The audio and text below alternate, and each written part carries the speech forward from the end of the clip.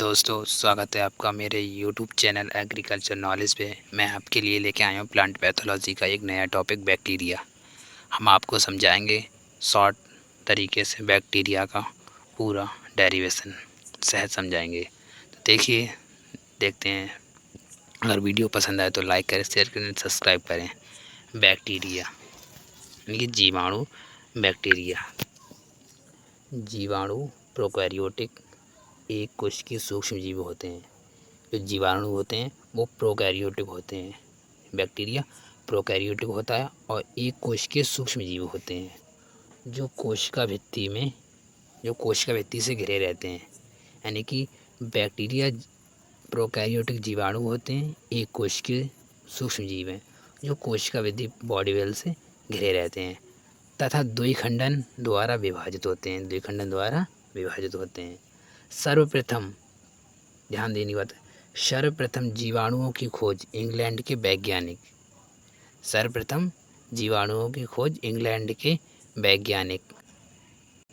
ल्यूवेनहॉग ने 1676 में की। इंग्लैंड के वैज्ञानिक ल्यूवेनहॉग ने 1676 में की थी।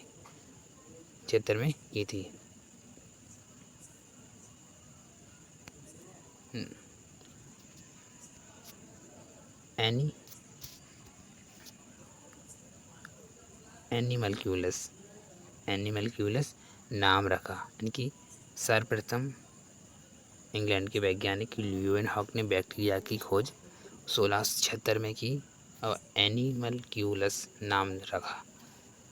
सबसे पहले जीवित सेल्स, लिविंग सेल्स की खोज का श्रेय भी इन्हीं को जाता है। यानी कि सबसे पहले जीवित बैक्टीरिया की खोज इन्हीं ने की। सर्वप्रथम 1868 में टीजे बरेल ने जीवाणु जनित पादप रोग नाशपाती के दुग्ध अंगमारी रोग फायर ब्लाइट ऑफ पियर की खोज की।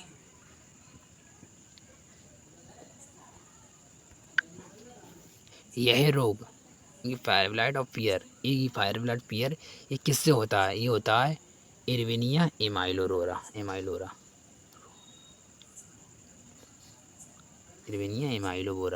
नामक जीवाणु यानी बैक्टीरिया से होता है। अब नेक्स्ट देखते हैं जीवाणुओं के गुण, कैरेक्टरीज ऑफ बैक्टीरिया। यानी कि इसके कैरेक्टर देखते हैं, इसके कैरेक्टर क्या हैं देखते हैं। नेक्स्ट है जीवाणु एक कोशिकीय सूक्ष्म जीव होते हैं। पता है, जिनमें सुविकसित केंद्रक नहीं होता। जीवाणु एक कोशिकीय सूक्ष्म जीव होते हैं जिनमें सुविकसित केंद्रक नहीं होता, इसलिए इन्हें प्रोकैरियोट की श्रेणी में रखा गया है। नेक्स्ट है जीवाणुओं की कोशिका भित्ति पेडिगोड ग्लाइकन म्यूरिन की बनी होती है। ध्यान देने योग्य बात है कि जीवाणु बैक्टीरिया की बॉडी सेल पेप्टिकोड ग्लाइकन म्यूरिन की बनी होती है। नेक्स्ट देखते हैं इनमें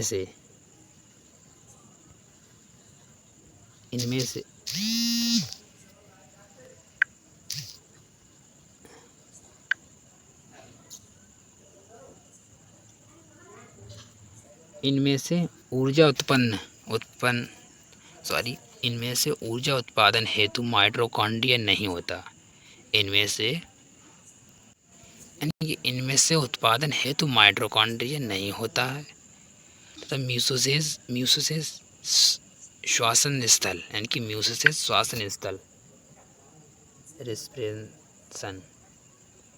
रेस्पिरेशन साइट का कार्य करता है। प्रत्येक जीवाणु की कोशिका में एंजाइम, न्यूक्लिक अम्ल, DNA, RNA, protein, carbohydrate, lipids इत्यादि होते हैं। यह वृत्ताकार स्वतंत्र तथा एवं द्विरज्जु डीएनए होता है। द्विरज्जु डीएनए होता है। नेक्स्ट बात करते हैं जीवाणु कोशिकाओं की आकार की, इनकी मार्फोलॉजी ऑफ बैक्टीरियल सेल्स, यानी कि इनकी कोशिका व्यक्ति की साइज के बारे में बात करते हैं।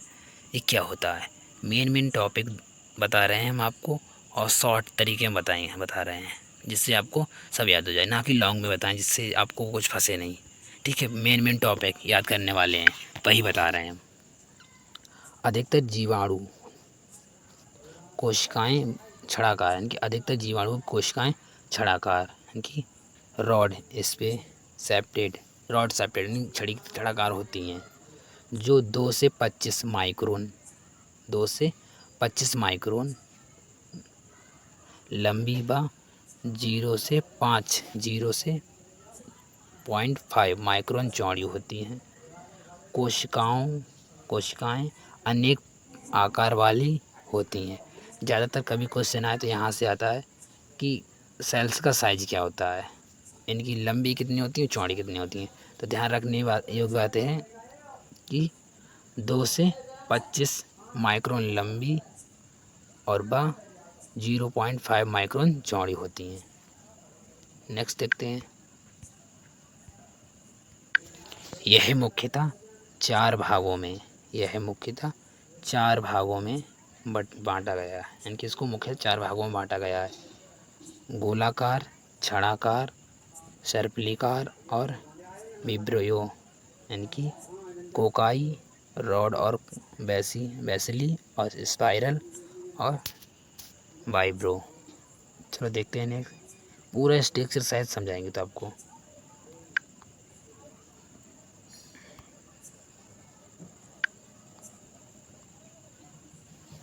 जो गोलाकार होती हैं, जो गोलाकार हैं वो ये हैं बैक्टीरिया की आकार की कैसी है, ये गोलाकार है। ठीक है, नेक्स्ट देखते हैं।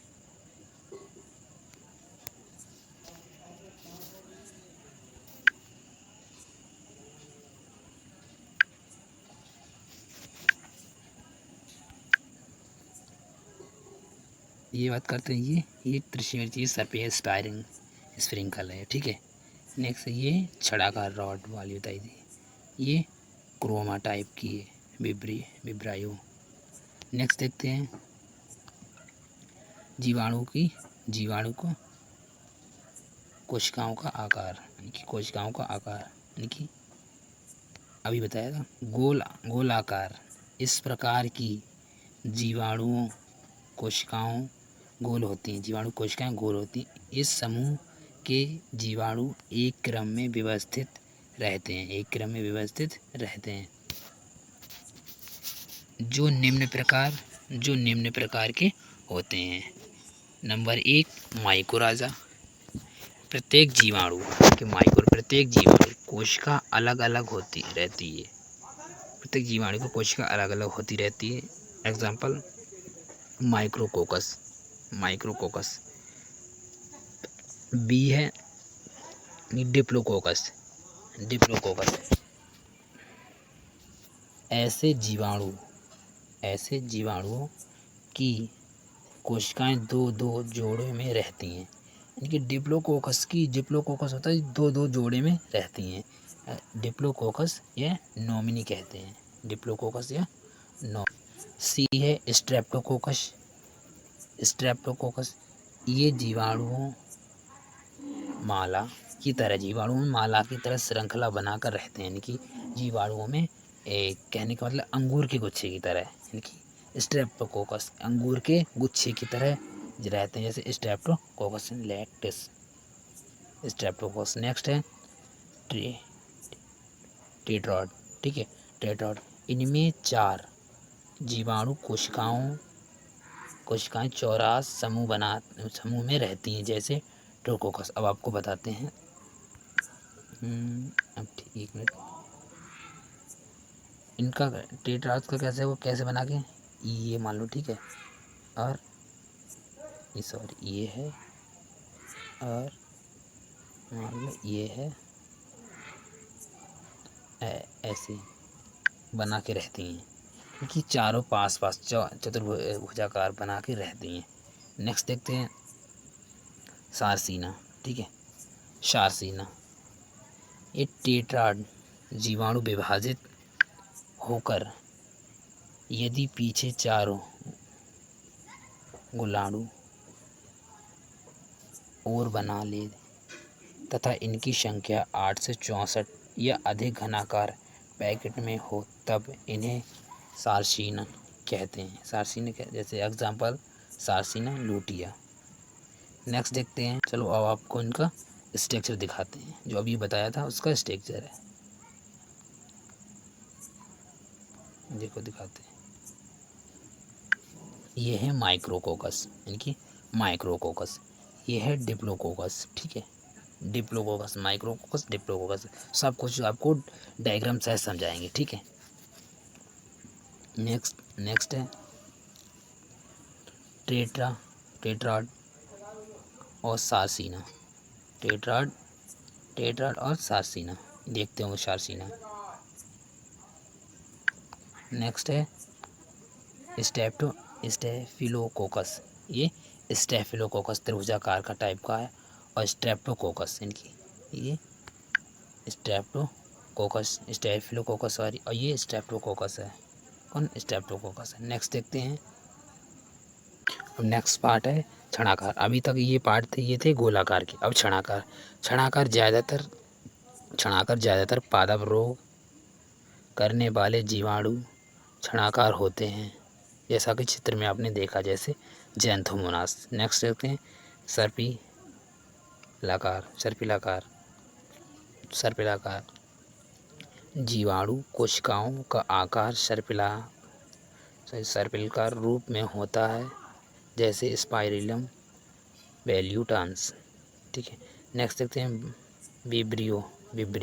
यह जीवाणु कोमा के आकार के घुमावदार होते हैं, जैसे विब्रियो कॉलरी।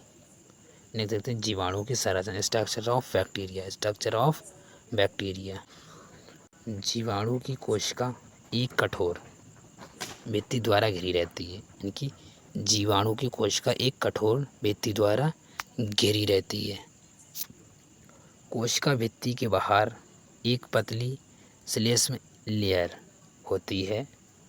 जब यह पतली लेयर फूलकर एक निश्चित श्लेष्म आवरण बना लेती है, तब इसे संपुटिका क्लाइपिस कहते हैं। कुछ जीवाणु कोशिकाओं की सतह किसकी? पाइसिलीन प्रोटीन से निर्मित बारीक बाल सदृश संरचना पाई जाती है, जिनको पाइल कहते हैं। यह तरल माध्यम एवं संयुग्मन के समय कोशिकाओं को चिपकने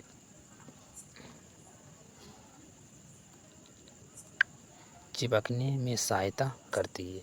जीवाणु कोशिकाओं में जीनोम गुणसूत्र के रूप में संगठित नहीं होता, लेकिन इसका प्रतिनिधित्व एक वृत्ताकार लंबे डीएनए अणु द्वारा किया जाता है, जिसको न्यूक्लियोइड या जीनोफोर कहते हैं। जीवाणु कोश में मीजोसोम, राइबोसोम और पुटिकाएँ इत्यादि उपस्थित होते हैं।